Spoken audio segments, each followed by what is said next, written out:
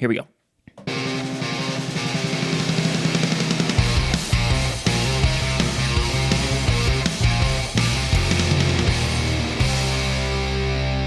Hello and welcome into the Section 109 podcast from Studio Breezy. We got the GOAT, Bobble Juan.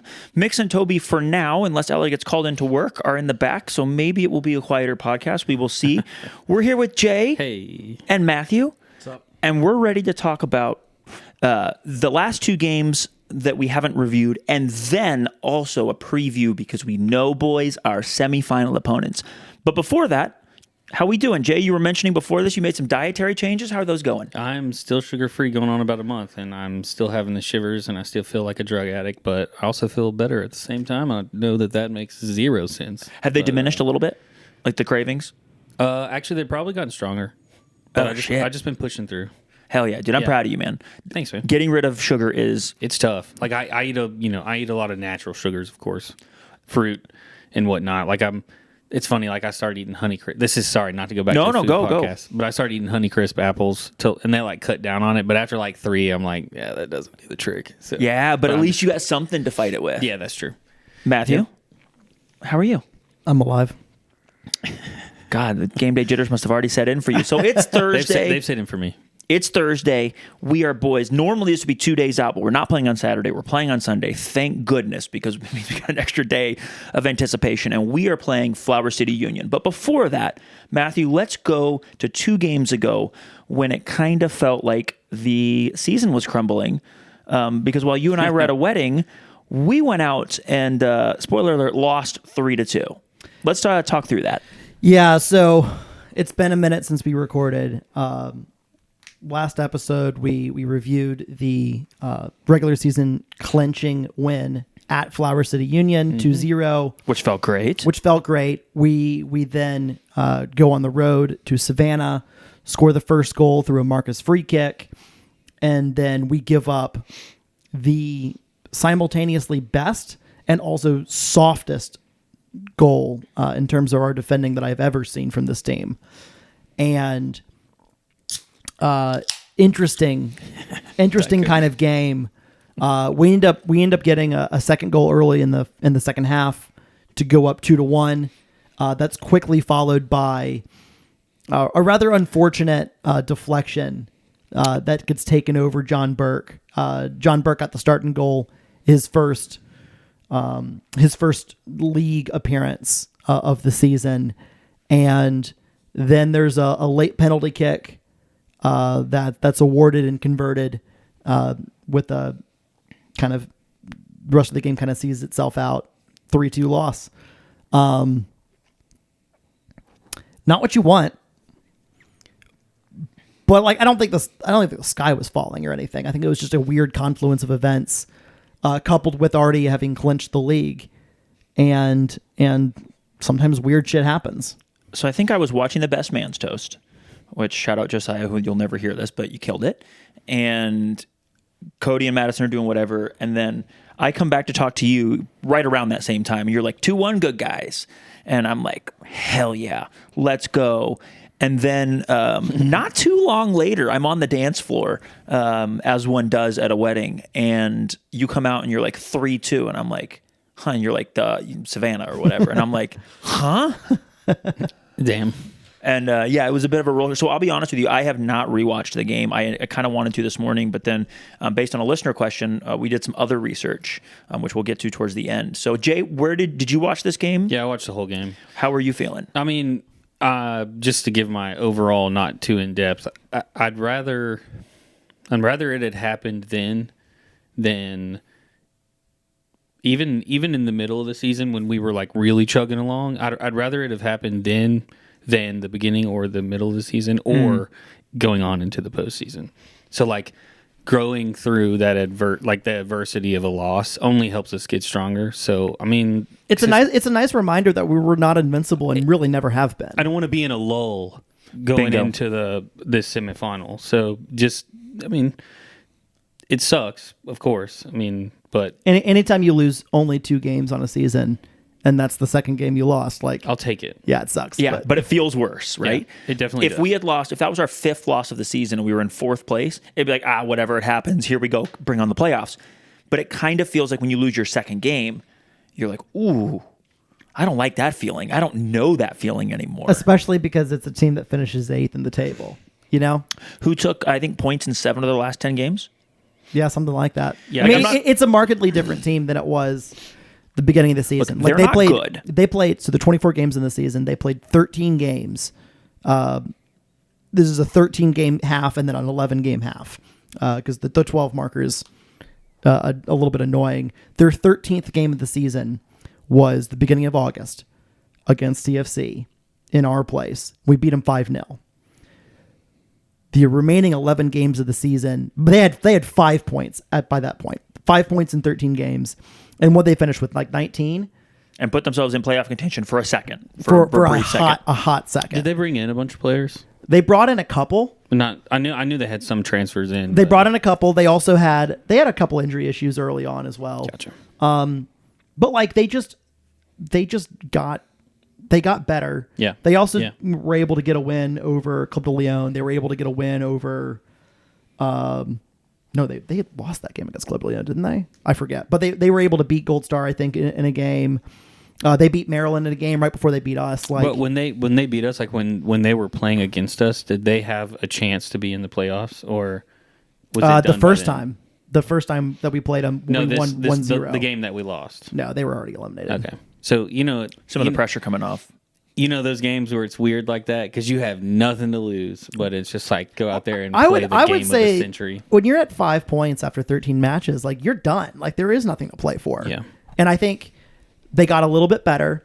Some of their they had a fairly young team, and some of the young players grew up a little bit, Yeah, acclimated to the league, Yeah. and they sometimes it just takes a while for them to figure out. I think they brought in Rigova and Cameron Schneider from Gold Star, Who did make them better. and both of those players were better than the starters that they originally had. In And those kind more of than positions. that, though, like, and Cameron Schneider's been around Nisa for a while. Like he played a little bit with like, us I'm pretty sure. on trial. He played with us on trial, but like I guess what I was saying is, he's played for Michigan. He's been in camp with us on trial. He was in a bad situation in Gold Star. Like he immediately brings like a little bit of leadership and stability. And like Cam Schneider is not the greatest player in the league or anything, but when you're a struggling team with a bunch of young players and you bring in somebody who's decent for the league, Yeah. like it's just a massive boost, maybe more so in reliability from game to game than anything. Can I break This your balls? Yeah, in a second. This is a league. Yeah. That's his version of well, actually. While you just talked right through it. This is a league that I think a lot of teams struggle for consistency and reliability, and I think you see from CFC and Michigan Stars, probably the two best teams in the league over the course of the year. The one thing that CFC and Michigan have had going for it all year has been you kind of know what you're going to get game to game from the team itself, but also from individual players. And as you go up the levels in soccer, the consistency is incredibly important. And a lot of young teams, young players, this like quasi pro amateur thing that we have going on in NISA, I think is marketed a lot. Like there's a reason why players are here. And a lot of times it's because they're just inconsistent game to game. All right, go Jay. Well, you talked out of it, but I was going to say you were talking a lot about the Clovers, and I was about to say, but none of that fucking matters. Correct. Because we're moving on from them. Yeah. I will say that loss though. That I feel like I hope that puts a fire under not the players because I don't think they need it, but some of the fans and fan base to come in and really show out and help the boys. I agree. Let's go over the lineups really quick. Yeah. Because it wasn't all the same players. Not that it's a big changes, but we had goalkeeper John Burke. Shout out John Burke for getting his first start, as Matthew mentioned. Jung Woo-so back in the lineup at right back, who was subbed out, and we'll talk about it in a second. Do subs after. Okay. Right center back Sebastian Capozzucci and left center back Aiden Bowers. So Capo moving from right back, where he's been playing the past few games, into center back, and sitting Anatoly. Aiden Bowers again, left center back, left back Joseph Perez, and then it gets normal from there. What we've seen kind of the past 10, 15 games with Richard, Alex, and Luis, Mumu, Jesus, and Marcus. Subs were Colin Stripling in the 75th, came in, and then Colin Stripling promptly left in the 79th with a red card. Anatoly did come in at the 45th minute for Aiden, giving Aiden his only 45 minutes off of the season. I ran into Aiden, and I mentioned that he finally got his first 45 minutes off, and he was upset that he had any minutes off for the season. So love that, Aiden. Love that. Jesus Ibarra was subbed out for Juan Luis in the 75th, and Marcus came out for Lenny Lopez in the 75th. So you'll notice we made 3 subs in the 75th and 1 sub in the 45th. These were programmed changes. These were planned changes of Rod managing minutes, no matter what the game state was. Yeah, this was as this game didn't matter. Trust the Rod says of anything else. This game didn't matter in the table. Score did not matter. Game state did not matter. Aiden Bowers was getting subbed for 45 minutes. Anatoly was only playing 45 minutes. Yep. The changes planned for Marcus, for Ibarra, and for Jungwoo were planned probably for around 75 minutes. I think the goal was to get Colin a few minutes. We got him a few in this game, and then play him against Club de Leon. The red card spoiled that one a little bit. But like this was all planned because it was a Saturday heading into the final fixture of the season, which was the following Wednesday against Club de Leon. And while there was nothing to play for, what that game does allow us is to go 10 days between games and not 14 or 15. So you kind of figured that starters were going to play at least a good portion of the Club de Leon game. And that's what we got. In fact, it was the exact starting lineup that had played against Flower City and had played against Savannah the game before, not quite against Savannah the game before. There was one change there. But like by and large, it was the group that we expected. Mm-hmm. Jean-Antoine back in goal, Sebastian Capozzucci at right back, Prepelica and Bowers and Perez, Dixon, McGrath, Luis Garcia Sosa, Mumu, Jesus, and Nags. It was very predictable, I think. And I thought going into for the Club de Leon game, I thought it was a different team in terms of mentality. They took that loss right on the chin and came out and immediately tried to rectify it. And it took a while for the goal to manifest itself. But there was tons of decent creation. There was some lively activity. I think there was a good goal called back in the 22nd minute. There was a good goal called back in the 86th, 87th minute, something like that. We were unlucky not to score in the 4th minute. We got the actual goal that was scored, kind of a similar situation to that moment early in the first half that Marcus puts away that wins him the Golden Boot. I thought this team was trying to be careful with Club de Leon's propensity to foul just cause. But also they really handled the game well. That I saw in rewatching. They really handled the game well given the task at hand. And, I think all eyes now go to the playoffs. 3 subs were made in the Club de Leon game. You had Taylor Gray getting his first minutes back since his first league minutes since Flower City at home in April, right before the Open Cup. Lenny Lopez got subbed on in the 79th for Marcus, and Juan Luis got a 90th minute cameo for Jesus Ibarra. Do you want to talk about the goals we scored in Savannah? Marcus from a free kick, and then it was another free kick opportunity Alex McGrath plays a big ball in. Yep. Gets bounced around a little bit. Comes to Moo, who slides it across for Abari, who puts it home first time. Nice That's to our see the two wingers combining. yeah, and that's our first free kick goal that is not like Marcus shooting and scoring of the season. Well, that's because Marcus, if you get it close enough, it's going to shoot on goal, as one should. Yeah. As he has 4 this year now, or 3. I think it's 4. I think it's 4. I think it was 3 going into I think it's 4. 2 weeks. So that is just crazy. So let's talk about the Marcus goal in Jay, were you at the game on Wednesday? I was not, unfortunately. So neither of you guys went to the games. No, I was out of town. Now, I would yell at you both. I'm going to yell at Matthew because I like yelling at Matthew. But it was something that was planned later on in the season because Club de Leon didn't pay their bills, and so we got to host the game, or at least that's what the internet thinks, and that's what I also believe. I think we were forced into hosting the game. I think we were too. I think Club de Leon quit paying their bills, and I think then we, if you read between the lines of our statement on the matter, we're hosting the game because Club de Leon's not paying their bills. Just glad we played it and no one. Yeah, because no one got hurt. Also, we had bet a lot of money, Matthew and I, fictitious money, of course, that this game was not going to happen. Yeah, that's why I wasn't there because it really shouldn't have happened. But it did. It did. And we, on rewatch, looked pretty decent. Jay, did you get a chance to rewatch this one? I haven't rewatched it, but I watched the entire game. So I was happy. I mean, I felt a little nauseous at times, but I mean, we felt really solid. I thought we had control the entire time, basically. I thought we actually weren't just danger adjacent. We were actually dangerous. Yeah. We weren't finishing, which is always never. That's the never worst feels part. good. Yeah.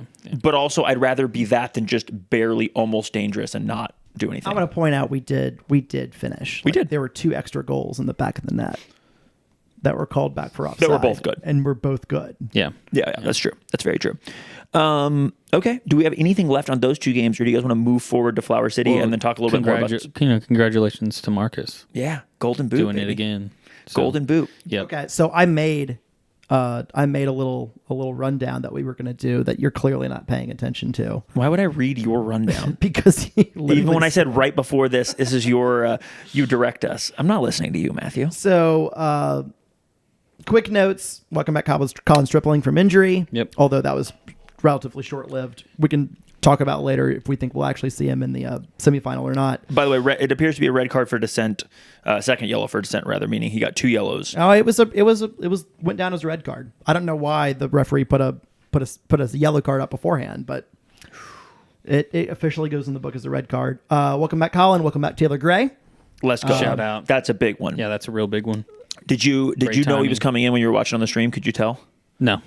But So- when I saw him running out there. In the stadium, it was palpable because he started walking up, took off his bib, and the whole stadium, unprompted, started like clapping, and like a lot of people started standing up. And then we did Taylor Gray's song for about a minute straight before he got in there, and the whole the pop for him. I was telling Matt this right before we started, right before you got here, actually.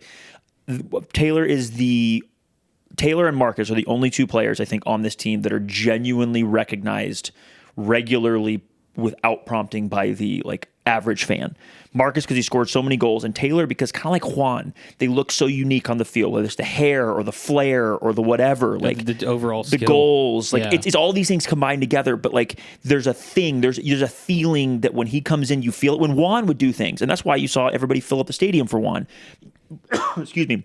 But over the years, when Juan would be either subbed in or do something, you could tell the stadium felt it because they would stand up. Yeah. When Taylor gets the ball, it's a similar thing.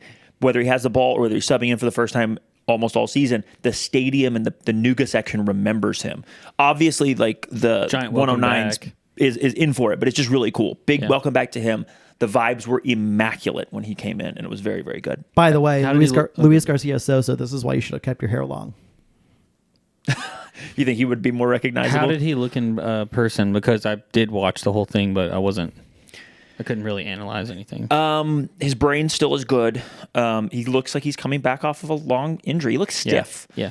He still had some moments where he was very good and Just whatever gotta get else. back into it. But he's 6 months out of a serious knee injury, and the lateral movement is what I noticed that wasn't really there. He is so tricky and bendy. Did a little different than Jesus. They both do a similar thing, but they do it differently.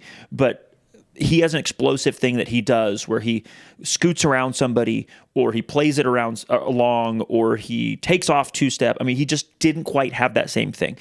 I think that's just a physical thing that will return with injury coming back. And maybe it's his first game back. Maybe there's some nerves involved, and maybe he will have some of that back next game. I don't know. But I did notice he was good. He just wasn't quite the same yet. But also, I'm not worried about it. Yeah. I'm just happy to see him back out there. Yeah, me too. Yeah. Well, welcome back to him. We can run down the what we finished with, our record.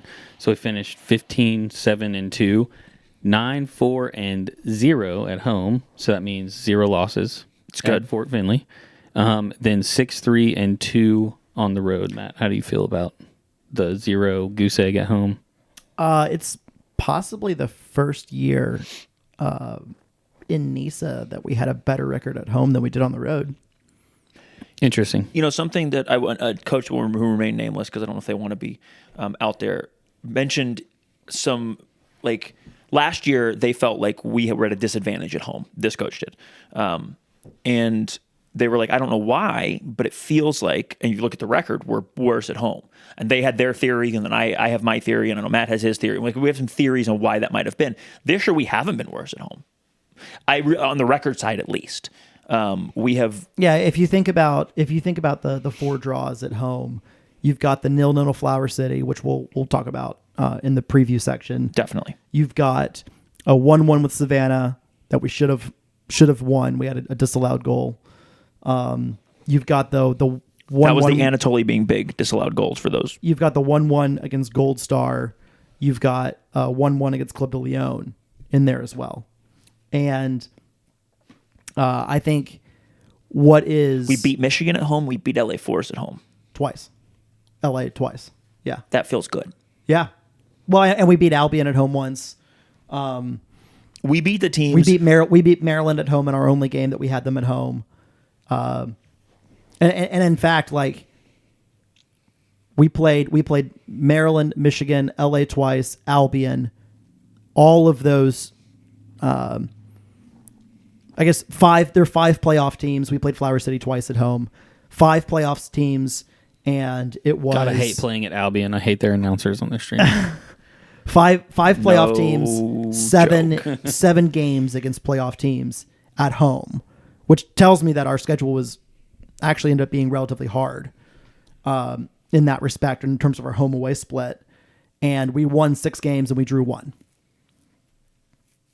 It's good. Which is really interesting. I don't know what to make of it, but it's really interesting. Yeah. Jay, when you look at those numbers, how do you feel? Amazing. Yeah. We drew some couple games we shouldn't have against some poor competition, but overall that's a good record. Yeah. And we didn't seem to have the same, like, issues that we kind of seemed to have at home last year, which is I don't know if we played a little scared or whatever else. I mean, in all 3 of those games we went down in, we had late comebacks to draw. Well, yeah, and chances to win, and that created a certain type of energy around Finley, right? It takes it takes a 1-1 draw to a 1-1 draw to a 90th minute come from behind 1-1 draw, which is like more fun and more hype generating. One of the most iconic photos in CFC history. Is it properly to being just? Oh no! It's Marcus after he hits the free kick against Club de Leon. Oh. It's Club de Leon, right? Yes. To tie it up, pivoting, and it's Rod with his arms outstretched and Marcus running towards him. Mm-hmm. And, you know, Rod's pretty stoic. So Rod having an absolute... And if you watch the video of that, Rod actually pivots and pumps to the crowd and yells something. And it was... But that photo... There are photos every year. There's a couple photos that will be, like, emblematic of the season and that are iconic in history. That was one. And that is emblematic of the season for sure, but it is also one of the most iconic photos of CFC all time, I believe. Back to you asking me how I feel... considering where this playoff game, and if we win this one into the next playoff game, considering where they would be played at home, that 0 on the home record just makes me feel a little bit more confident. Can I bring you down a little bit? No, how about you don't? Is this where I keep talking for another minute and don't let you let me know? Yes, definitely. Go ahead, dude. LA Force's playoff loss to Flower City Union was their first loss at home on the year. Yeah, they didn't actually play at home. Matthew, they don't have a home. Okay, Bingo. That doesn't count. Also, they played at Great Park most of the year, and then they played somewhere else for their. Rio Hondo, which actually is the true LA home. They don't have a home. Were they playing at one point? Were they playing in championship? Or Yeah, they whatever? have been That all was season. that was most of the And season. who played there previously before that? Cal United. And what? Both teams that lose in the first round of the playoffs. And Wow. but I just am confused by Cal United not existing. I mean, I understand the entire situation. I just think it's super ironic that they play there. Yeah, I agree, 100%. So All right, let's pivot. Let's transition from our regular season recap to a mailbag question. Talk straight into your mic, Matthew. yeah, dude. Fine. If you talk this even Yeah, right here, it Felipe. takes it down a little bit. Just talk right into it. I'll take you down a little bit. Hey, don't tempt me with a good time. So Tom Gonzalez asks, I want to see leaders in each category, the statistical categories, and how it compares to last season. Ooh. Well, Are we going to save this for the longer review of the season, or do you have those numbers? I have Let's both do it. numbers straight Okay, up here. let's do it. I mean, we're just using league for the 2023 season. I actually don't have the 2022 season broken down into league and other stuff, but Okay. it's mostly the same. You've got Marcus leading the team in goals this year, 15 in the. Oh, we got to talk about Marcus's tweet real quick. Oh yeah. So there was some. I don't know if did you see Marcus's tweet about turns out the tiebreaker is just most goals scored? No. So Marich and Marcus were going in tied into the final day, and there was some debate on Twitter among the NISA community of what was going to be the tiebreaker. Was it going to be assists, which by the way it is assists, or was it going to be whatever yellow card? I don't know. Fair play, like leagues use different things, but what was the tiebreaker going to be? And so he posted after the game because he scored to go up one. Turns out the tiebreaker was just most goals scored. He never misses, does he? He never does. He's the best He follow. is an assassin. That is incredible. There was a fan. I'm upset I didn't have the enjoyment of reading that. So first of all, at the bar, 4 different people came up and showed it to me at the bar. So he Dude. tweeted from the locker room. He is an assassin. That is so good. And then I introduced it to somebody who wasn't following, a fan who didn't realize he was on Twitter or whatever else. And he was reading back through his posts. And this guy was sitting here for like 5 minutes going, "This is the best follow in sports." And he was looking at the one where they posted the tie, where he posted the Tide from Maryland, where they claimed him he was on the ground too much and he had stains on his uniform. And he posted a picture of Tide from a Walmart and was like, getting these to clean my jersey or whatever. And then they were like, tell your Walmart people to stock their Walmarts. Chattanooga Walmarts look like shit. And he's like, this is the closest one to your stadium. Oh my God. It was just, and I'm paraphrasing, I'm fucking it up, but it was just so good. So if you're not following Marcus on Twitter, y'all, what are you doing? Get on Twitter and look back through his timeline because there's some serious burns. He is an assassin, as Jay just said. Breezy, dude, it's X. Okay. It's not X. It's Twitter. Shout out Elon Musk. So no, you can no. So Marcus with 15 goals. That's actually down from 20 goals last year, 19 in the league and 1 in the Independent Cup. And the real interesting category here is our leader in assists is actually a tie between Matai Mwape and Alex McGrath with 5 apiece. Last year's winner in assists was Marcus with 7. Yeah. Which I think has a lot to do with how the team creates goals this year versus last year, which is a conversation I want to get into in a future post-season or an off-season podcast as we start to kind of deconstruct this team and then reconstruct whatever comes next. If you want to look at hockey assist for this year, Which you love to do. which I do love to do, your winner is going to be Alex McGrath with 4. And I think, Alex McGrath was the winner last year with 5. Makes sense. Which just shows how involved Alex is to our offense and how important it is that he is involved in the buildup because we're not getting into dangerous areas as often without Alex. Yeah, I love how he's an attacking threat, but he's also so key in the distribution sometimes. How many assists did he have? 5? Yeah. 5 assists. 6 goals, 5 assists, 4 hockey assists. There we go. That just shows that's a hustler. That's 15 goal contributions in the league. If you count secondary assists. He had 16 goal contributions last year. that includes Open Cup and a Dependent Cup, where I know he got an assist. And most importantly, I hear he's a decent DJ. Dude, did you see the pictures from his Halloween DJ? Halloween show? no. Yeah. It would look I'll have to check it packed, out. dude. That's awesome. It looked packed. So that's your kind of statistical leaders compared to last year. Eric Young asks, what was our conversion rate on short corners versus long corners? Shout out to Eric Young. The guy's a G. Absolutely. Did you... The real answer is I'm not watching every single minute to go back. Like, that's a Chris Nugent question, right? We did score one short corner on the year. It was at Albion, beginning of the season.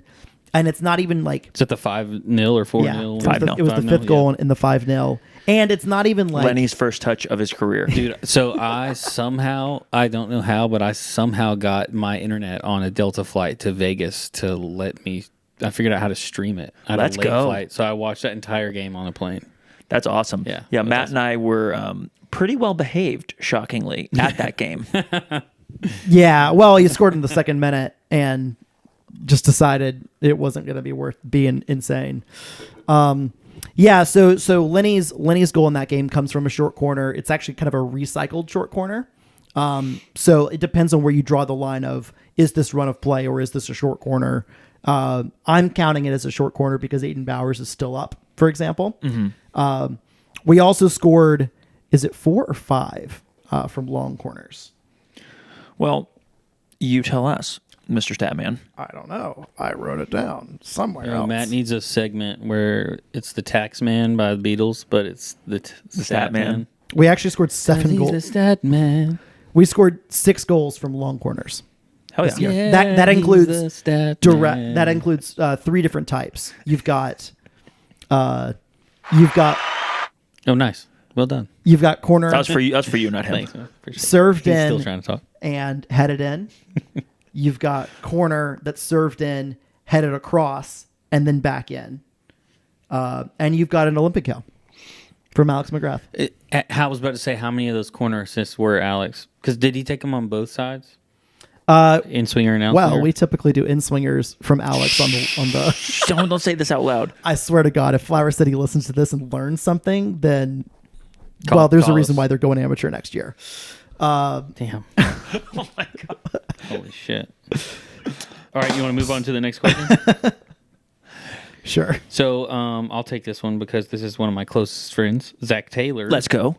Who's a big time fan. I basically Shout text out, him. Zach. I text him before every time I come on. I'm like, got anything for me to say? But his questions are like, I'm not allowed to ask that yet. Like, so what was our most successful front 3 and midfield 3? I think the midfield 3 is pretty obvious. Yeah. It's Dixon, McGrath, and Luis Garcia Sosa. I thought Beto had a really great stretch of games in the middle of the season. Yeah, He really did. I mean, just unbelievable. And I think he hasn't got as many minutes lately. By the way, he's out for the season. I saw him Wednesday. What? Beto's out for the season. What? Hurt his knee. Not kidding. Not. Fuck. Yeah. Well, that explains that, actually. Yeah. Tweaked his. And if it's not a knee, I'm sorry, Beto. I'm not trying to like. God, I love that think guy. it was knee, but yeah, he's got an injury that is not going to be career threatening by any means, and he's walking around, but like he's It's just not. out for the season. yeah. Well, Well, that fucking sucks. 2 intense ass games. You know. Yeah, What's we best could for you? really use Beto. He brings something a little bit different than Luis. Do you know what he brings? And Smitty would totally tell me that I'm correct, but Buckets. nah, he brings the sauce.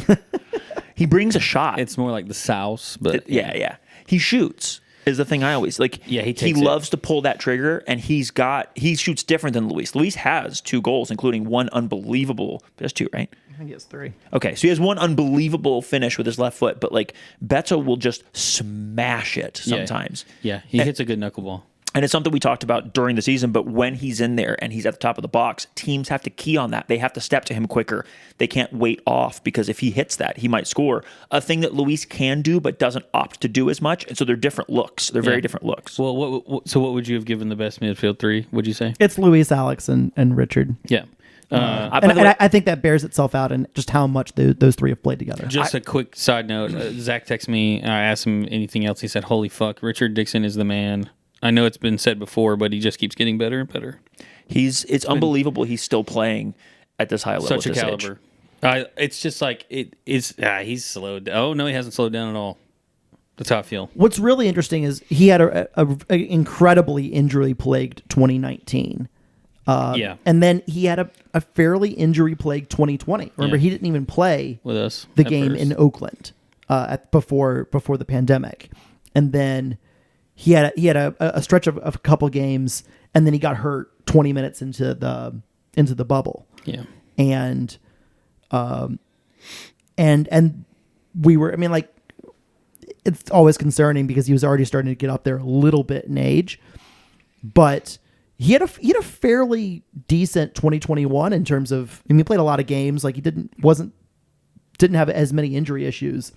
And then what's been really remarkable for the last 2 years is he's basically not missed any time at all. Any time he's missed has been just coach's decision. Let's get you out for a few minutes here and there. And when he's he's playing a midfield position where he's got to run a decent amount too. When he's not playing, he's coaching. Exactly. Yeah. 100%. So what would you go with for the front three? I think this is a complicated question, and I think it's kind of the story of CFC season. Yeah. Because there's some revolving doors. The front three, I guess the top choice front three at the beginning of the season was Marcus up front, Taylor Gray on the left, and Mattia Mwape on the right. Mm-hmm. Obviously, Taylor has his injury in the Birmingham game in the Open Cup, and we don't see him again until Wednesday against Club de Leon.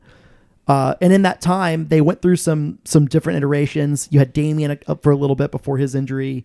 You had Juan Luis getting most of his starts in this stretch of time.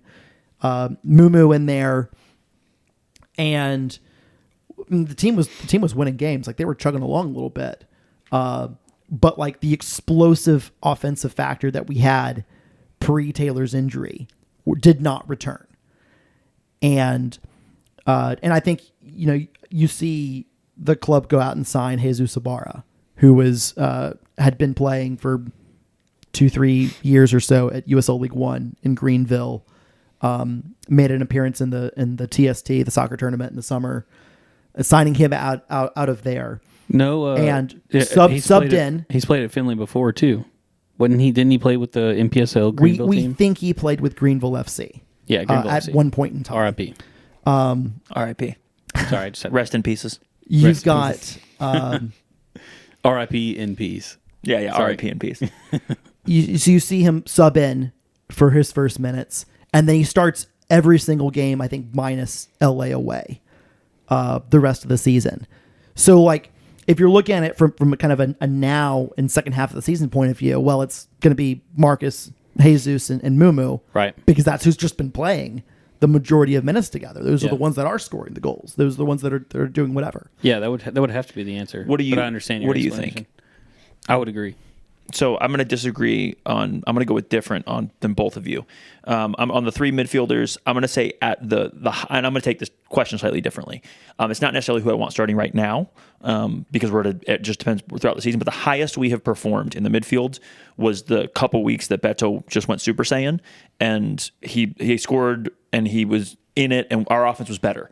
And I think the highest we have performed in the midfield is Beto, Richard, Alex, and Richard. For that little short period of like 4 games. That was the best our midfield performed.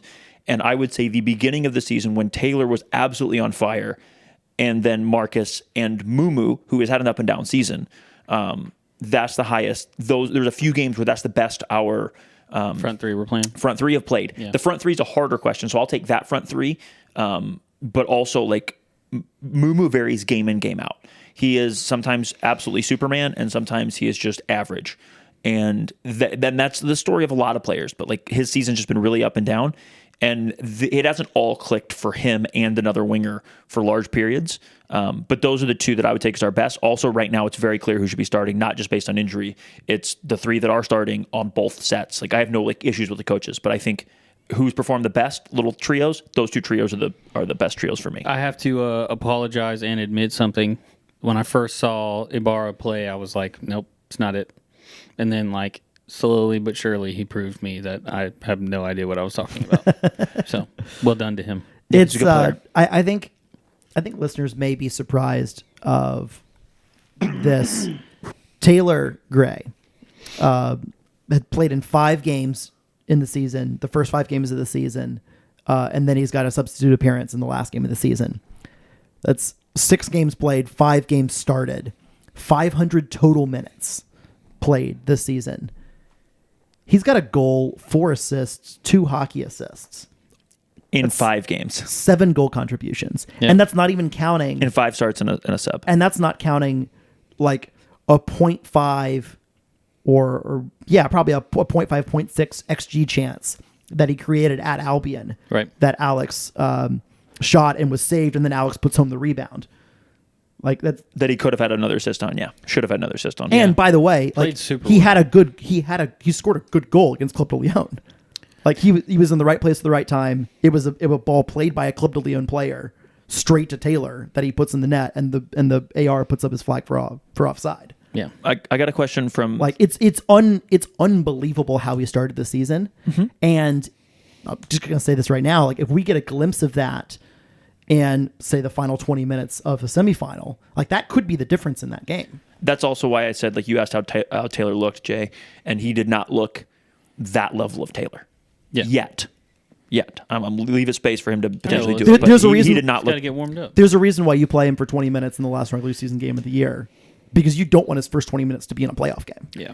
So Zach had another question that I don't think we can answer. How many passes per game did the front 3 actually attempt and complete to one another? Yeah, call Chris Nugent on that one. I have no idea. We'd have to go count some more. That is an interesting question because we definitely spend a lot of time passing between the not front 3 because of how our like little triangles are built on the outside. Yeah.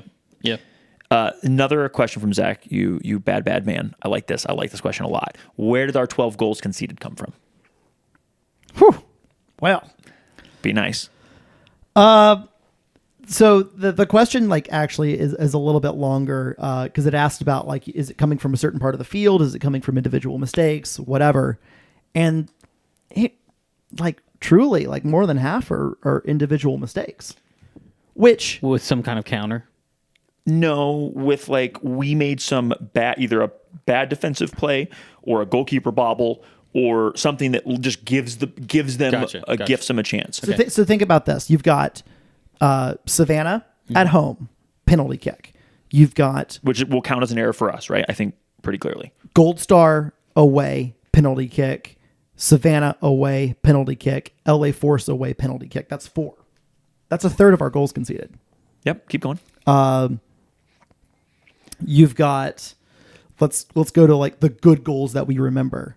LA Force away, Savannah Those are the only away. 2. The only 2 like where a team created a really nice goal. Where you're like, damn, nice job, good goal. That sucks. And you can talk about like our defending and why it wasn't good in that particular scenario, Yeah. as well as saying like you made the passes, you made the play. Good job. sometimes a team makes good passes and a good play, and they did that. That accounts for half of our goals. Now you've got Maryland away. Absolute banger. No, that's Maryland at home. Well, no, there's 2 Maryland away goals that we've given up. One, do you count that as a mistake or do you count that as a banger? I personally think it's partially a mistake, but also I think a Maryland player is fouling Colin Stripling. Oh, yeah, I remember this. Who Yeah, I goes forgot into, about into that. Jean-Antoine. Do you think Which I would call a referee's mistake. Yeah, like do you think Jean could get it? Like whatever, maybe that's up for conversation. You've got just an absolute Maryland banger, which I'm going to go ahead and put in the good goal category. Yeah, that's just fine. because Is it a Darwin goal? Because it always seems No, to be. No, It it was a wasn't. defender. But No, it was fuck not Darwin, it was man. not He's a good. defender. It was Manny Gonzalez. I thought he's a defender. No, midfielder. Come on. Well, actually, But like, so you've got the Maryland goal, which is a mistake of some variety. Maybe it's referee, maybe it's whatever.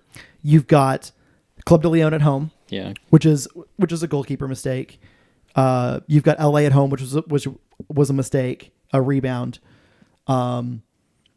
You've got Gold Star, which is miscommunication amongst defense and goalkeeper. It's a mistake. That's 4. I'm missing 1. The deflection at Oh, Savannah. freak deflection at Savannah. Yeah.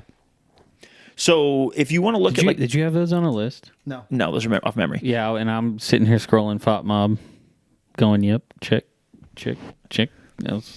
So I think it's just, he's a hell of a nerd. I think it's just really easy to like break them out into three categories, which is PKs, good goals, and mistakes. We have 3 good goals And 4 PKs and 5 mistakes.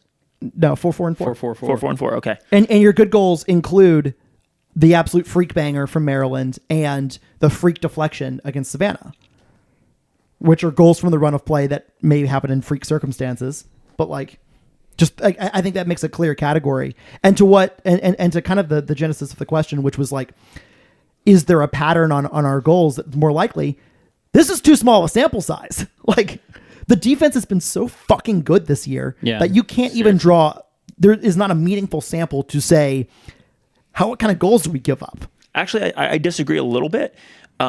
What it does show us is we're not likely to give up a goal that is not self-inflicted. 8 of those goals are in some way self-inflicted, whether they are penalties or a mistake, right?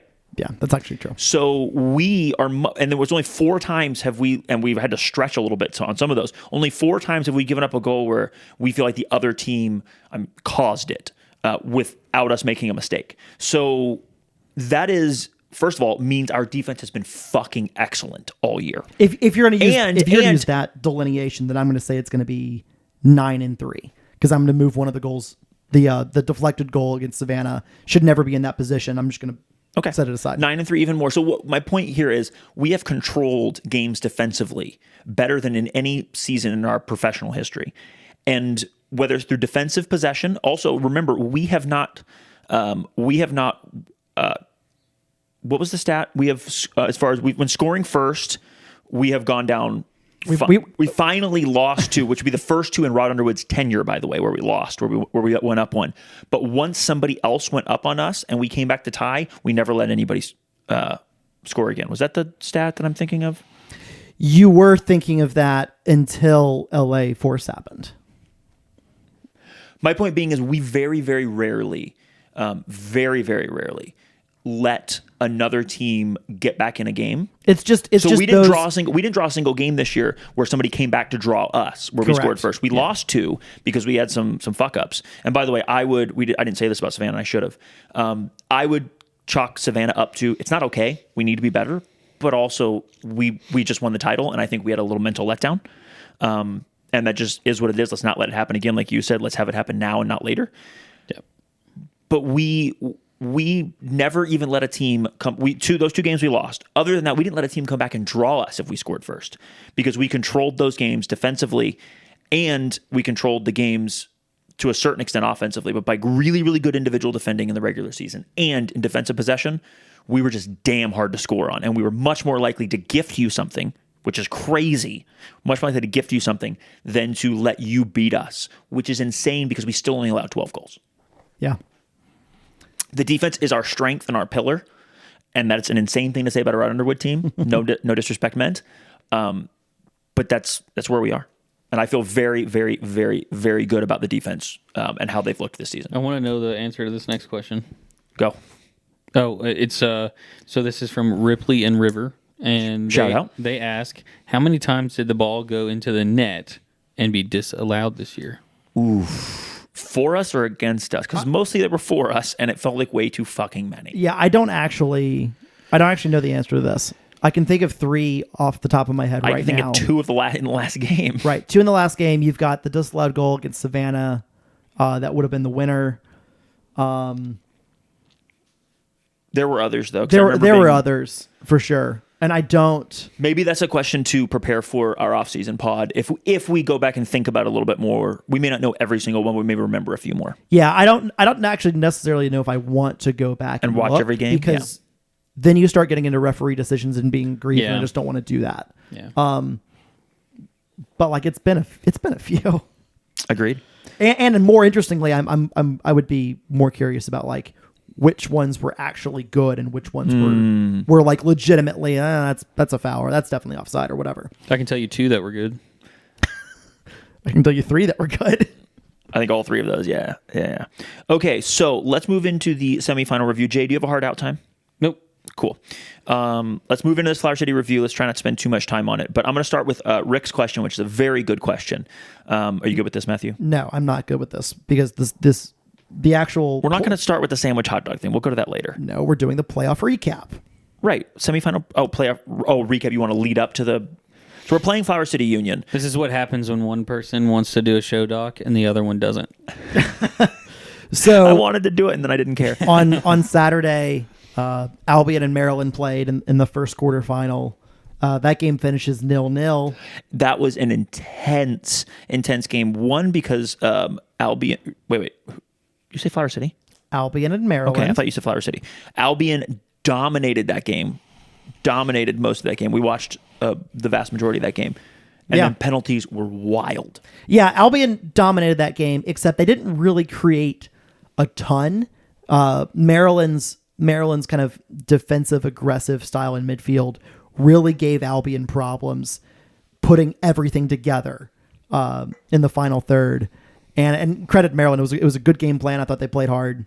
And then you got into extra time, and it became just like sometimes extra times are just very cautious, very tense. And that was just not. It was open. It was back and forth. It was insane.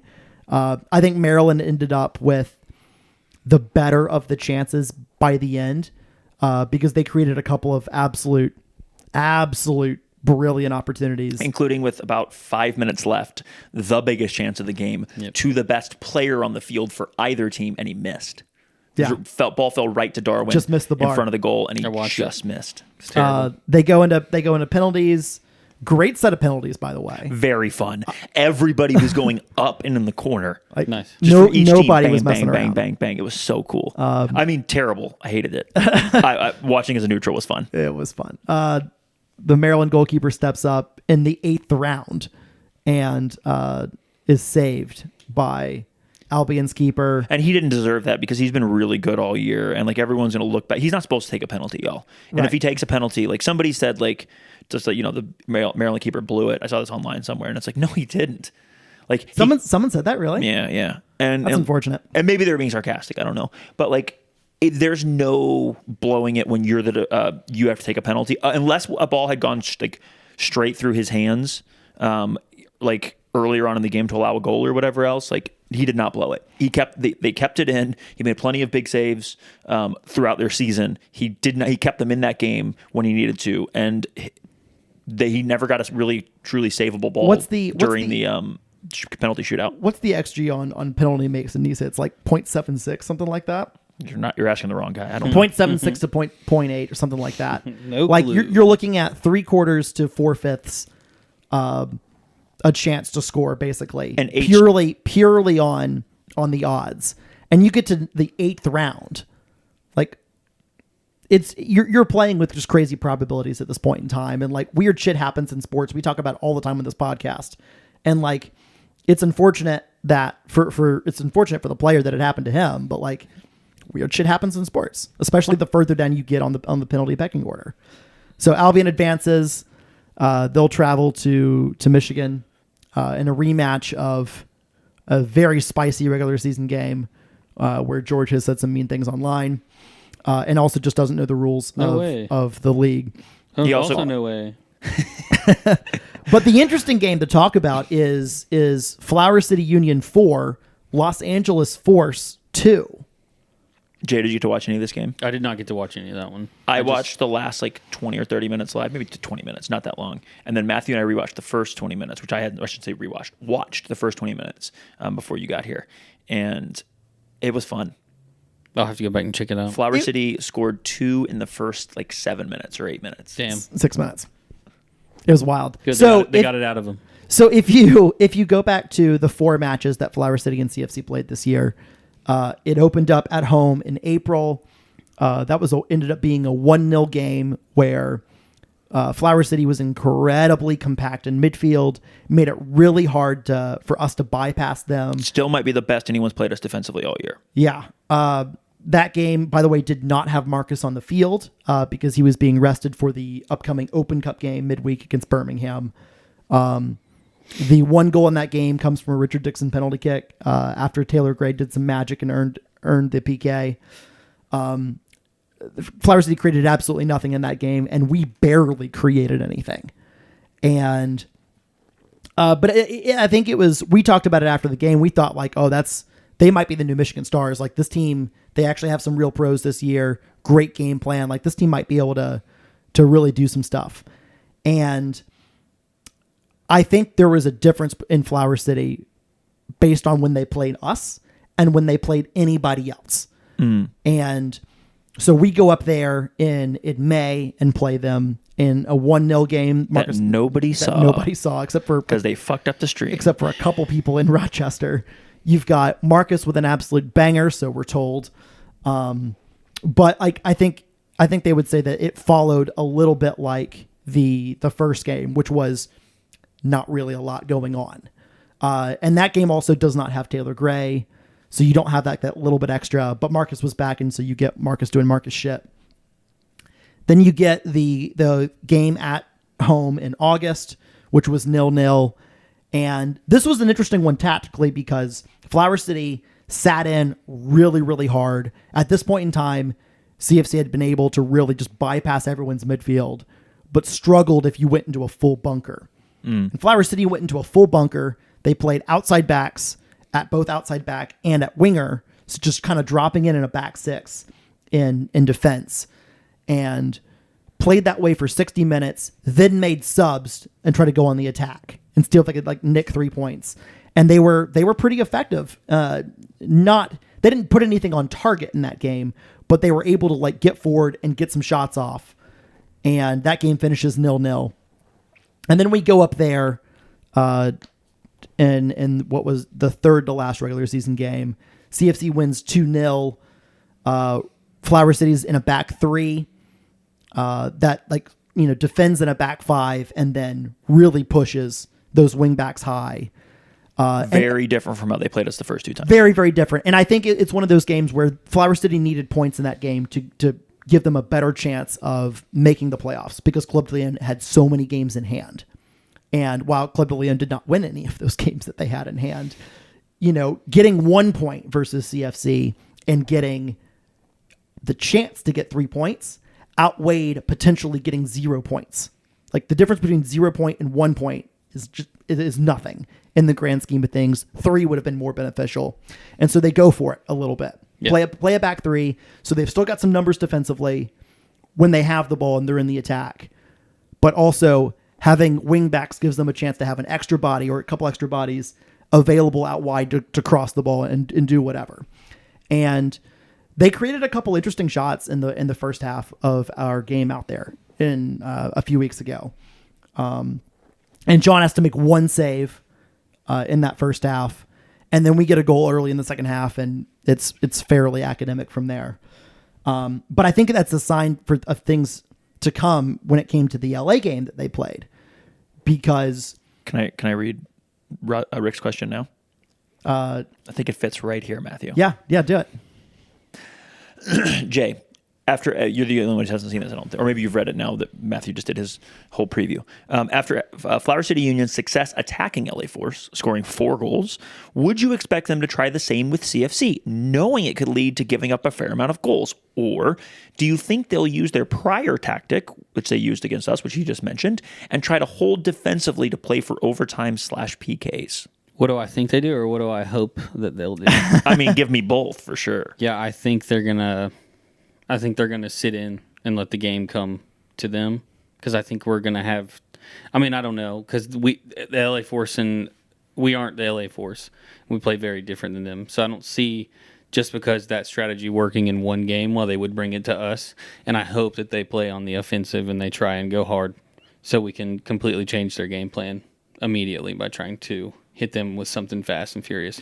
I love this, and we agree on what we hope they'll do. I think they're going to come out in a back three.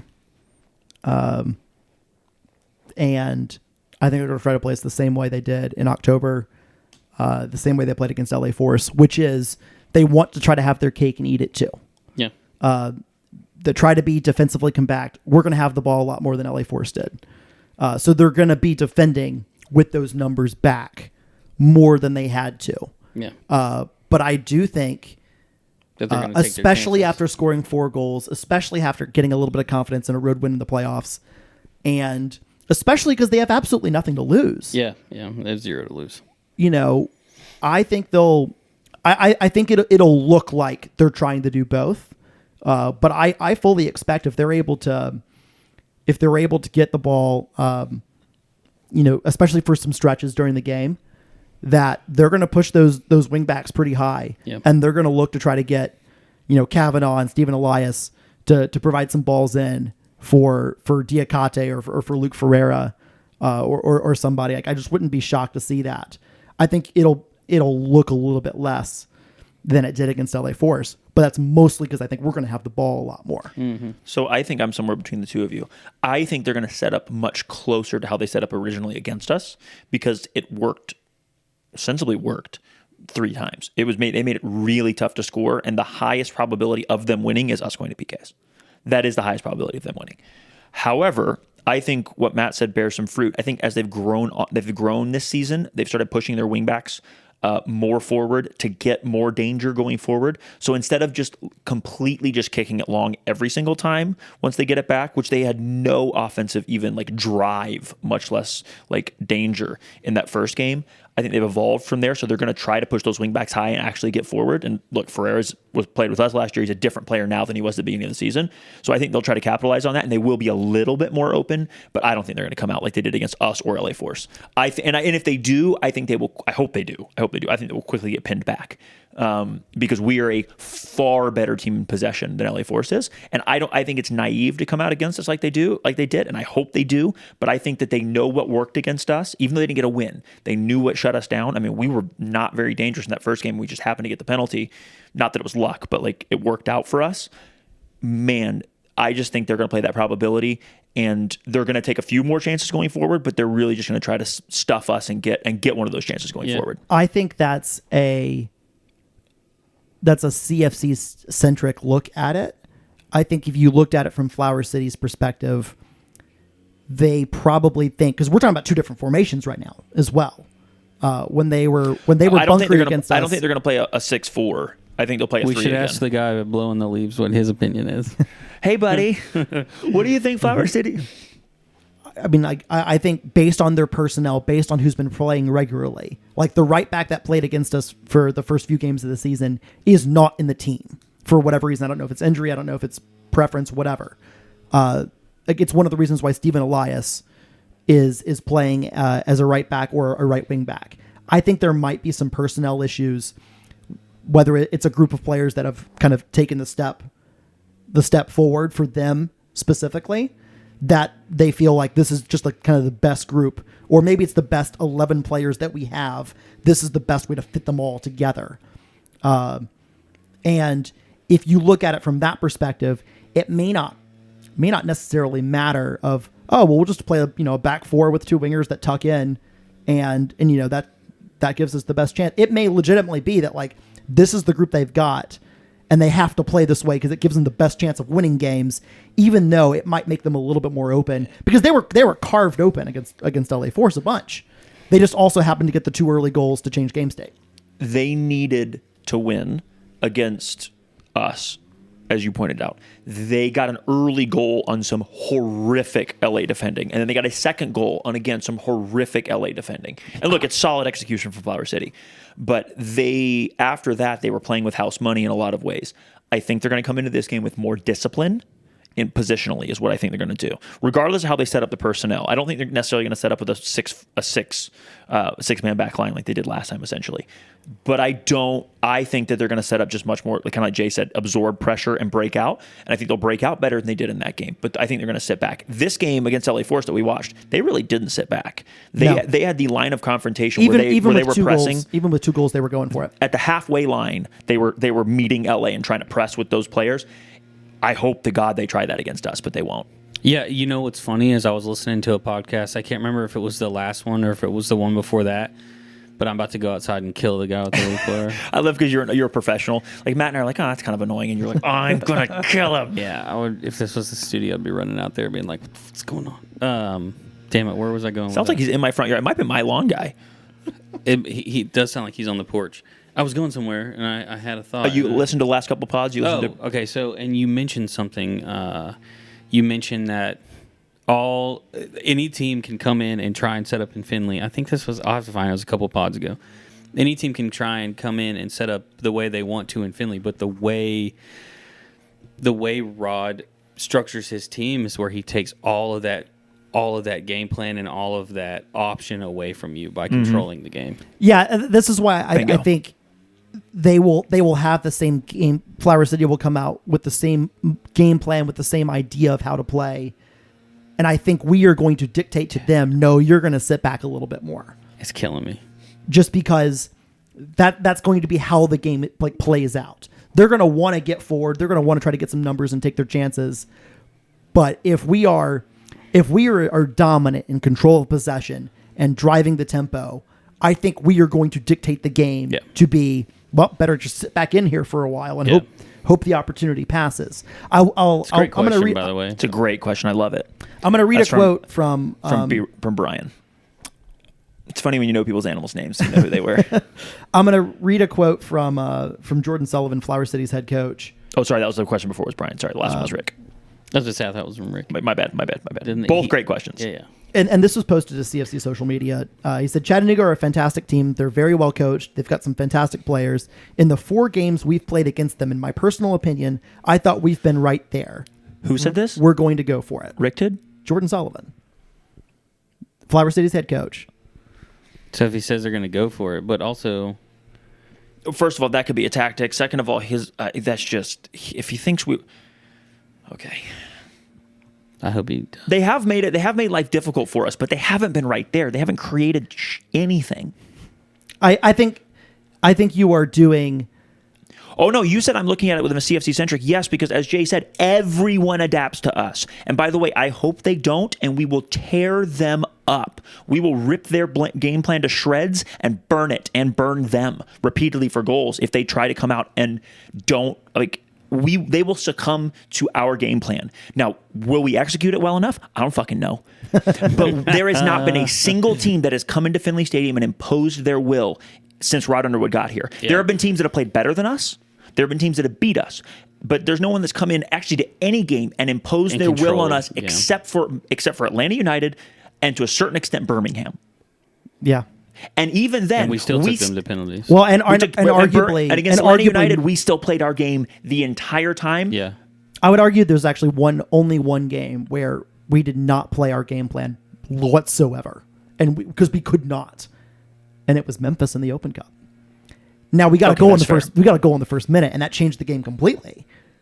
But like we were defend like hell and try to counter, and break pressure against Memphis. So I will amend my statement because all 3 games now that we've mentioned have been non-NISA games. There's never been a NISA team that has forced us to. Now there have been NISA teams that have beat us, but no one has forced us to change our game plan. Yeah. Jordan Sullivan. I don't think he's saying that though. It's English. It's going to be a vague quote. No. We're going to go for it. What does that mean? He is. We're going to try to defend and break out occasionally and cross the ball and take our chances. But what Breezy's saying is none of that matters because as soon as they start playing, hopefully this is the way this goes. But what Breezy's saying is as soon as they start to try and play their game, our game trumps theirs. Bingo. In possession and in different other ways that keep them from having the amount of possession to be able to do what they want. Also, I mean, the idea that they hopefully scoring a goal and cutting off the bloodline. The idea that they were right there is like when Burnley claims to have been right there with beating Manchester City. Like, yeah, you kept it close when you played them because you played ridiculously defensive, but you created nothing going forward. Yeah. If that's being right there, like that's every team that plays. I feel like Burnley's record against Manchester City is like actually like ridiculously good, and probably not the best comparison there. Okay, let me try this again since you're going to actually me. This is like when Bayern or PSG or Manchester City the last few years play anyone in the league because they've been absolutely dominant overall. Any team that like kept it close is an anomaly and lucky, and Flower City shouldn't be in this game with us, and they might beat us. But the idea that they've been like they're here because they deserved it because they got 1 draw. We can park the bus. 2 draws? We got 1 draw. They got 1 draw against us. Fuck off. That quote made me mad. I don't know why. That is him firing up his own team, but he's stupid. That's the most Miliquost quote possible. Miliquost? Like Militoast, whatever it is. Milk toast? Whatever it is. I don't know what it's actually the thing is. These are a lot of words that don't actually mean anything. Yeah. We're going to go for it. Like, yeah, you're going to go for it. I'm going to go for it too. Like, we're all going to go for it. It doesn't mean they're going to actually like come out and try to dominate possession. Like it very much could mean, yeah, we're going to play hard defensively, try to catch you on the counter and whip across it and hope for the best. Like Yeah, I agree. it's generic coach speak from an Englishman. Like it's just typical stuff. You're right, and I still think he can go kick rocks. I got one question that I think we should end this pod on, if we don't have anything else pressing. Sure. Jay, what do you think the lineup's going to be for Sunday? Assuming hope Colin it's- Stripling had a 1-game suspension, not a 3-game suspension. I hope it's Only the English do that, and fuck the English, by the way. Only the English do that. Okay, so I hope it's the 11 that we all think is our top. So it's our obvious front three, because Taylor's not gonna. Taylor's Agreed. will be worked in, and hopefully will be a Superman super sub, because that would be sick. It's the midfield three that we talked about earlier, and then sub Colin for Capizzucci. Seba. You Seba? think Colin starts? I don't know. I'm not. That's the only question I I'm have. not up on his. I'm not up on his recovery rate and where he is, and if he's fully ready to go. Let's assume that physically he's fully ready to go, because none of us know that answer to that question. I don't know. I guess it would be between him and Capizzucci for who I would think wouldn't be on the field, because we know JP is going to be back there. Yeah. Right. Correct. And Anatoly and Aiden are going to start. Yeah. So that's the one. That's the only question I have. Who's going to start, Capizzucci or Colin? Capizzucci. Is Capizzucci a right back by trade? No, at he's a all? center back. Yeah. 100% a center back. And Colin, this is kinda 100. both. I think this is 100% like. Does the red card that took him from playing 4 minutes and missing a starting appearance that he was supposed to have to rehab and get ready for the playoffs, like, does that matter? I don't know. And that's why we don't get paid to make these decisions. Yeah, and also the league wouldn't pay us to make the decisions in the first place. So Hey. The league for sure wouldn't. I don't know. My gut says it's going to be Capizzucci, just because Rod loves continuity and we've been pretty decent and Sebastian's been pretty good. But my kind of heart says it's going to be Colin, and I'm going to predict Colin just because we're going to have the ball a lot more, I think, against Flower City. And I think he's going to want Colin in that spot because we're going to have the ball more. But I don't know. I'm so excited. I am so excited too. Well, if you're listening to this, the Chatham Hooligans are planning on doing a little get-together on Saturday before the game. Everybody watch your social medias. Saturday, the Saturday before the game? Yeah. Okay. It Night before the game. It sounded like you're saying like the... Oh, yeah. So In Saturday like night. 2 days Saturday. Games Gotcha. on Sunday. We're going to get together Saturday night, have a little night before party. So we'll put out some information there at some point once folks decide where we're going to go. And no, I don't want to go on the sandwich question. I want to use that save that for a different day. Hey, and That's a really good question, and we don't have time to spend 30 minutes talking about I sandwich mentioned stuff. this to Matt, and I should have said it at the beginning of the podcast, but I just want to remind everybody that you can listen to us on all your podcast platforms, but you can watch us on YouTube. And by us, I mean me every now and then, and primarily Breezy and Matt. But we're getting things figured out on the video front. So even if you don't want to watch us, you should go subscribe and like the video and help your boys out. Because we're trying to grow something. Thumbs up for the algorithm. It helps. Yeah, basically. It helps. Well, boys, thank you for joining me. I cannot wait for Sunday. And let's not die of nerves before then. No, it's gonna happen. I have no fingernails already. So. All right, everybody. Peace.